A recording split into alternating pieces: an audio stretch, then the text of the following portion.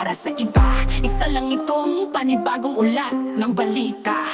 Pero para sa akin, isa itong malagim na paalala kung gaano kahiwaga at mga hindi inaasahan ng buhay. Apat na buhay, apat na kwento, apat na makapangyarihang aral na nagpapago ng pananaw ko sa oras, layunin at biyaya ng bawat sandali. Una!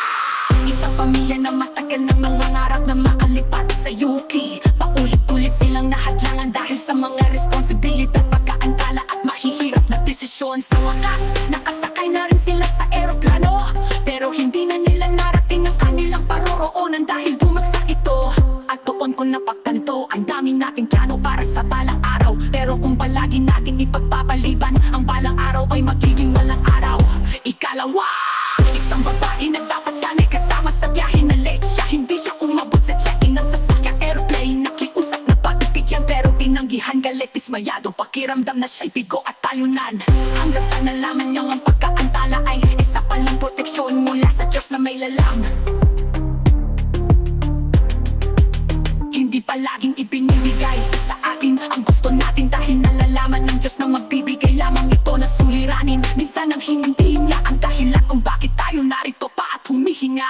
Ikatlo, isang lalaking nakaligtas na hati sa dalawa ang eroplano at napunta siya sa bahagi na hindi nasunog. Lumabas siyang buhay, nanginginigulat pero buo sa gitna ng isang trahedyang halos walang nakaligtas. Ito siya, taglay ang hininga na hindi nagwakas. Hindi ito basta swerte, ito ay layunin ng nasa taas. At naaalala ko ang talatang ito, may panahon para sa lahat ng bagay at oras para sa bawat gawain sa ilalim ng langit. Ecclesiastes 3, kapag oras mo ay oras mo na. Ikaapat, at yung mga hindi na nakauwi, mga taong may pangarap, may pamilya, may kwentong hindi pa tapos. Huling halik sa mahal sa buhay noong umaga na hindi nila alam, huli na pala. Alala patungkol sa ating buhay, walang kasiguraduhan ng oras. Hindi tayo siguradong tatanda, hindi tayo siguradong may mamaya. Ang meron lang tayo ay ang ngayon, isang hininga, isang tibok, isang pagkakataon. Kaya habang may ngayon ka pa, habang humihinga ka pa, matas ka pa, may kakayahan ka pa, ay wag mo itong sayangin, wag mong hintayin ang perpektong panahon.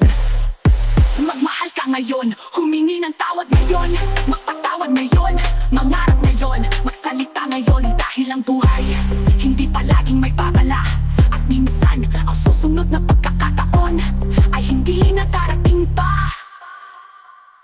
Paalala, patungkol sa ating buhay, walang kasiguraduhan ng oras.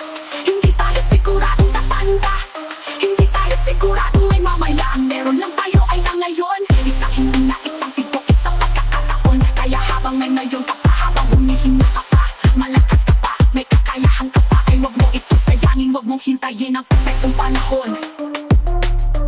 Magmahal ka ngayon, humingi ng tawad ngayon, magpatawad ngayon, mangarap ngayon, magsalita ngayon.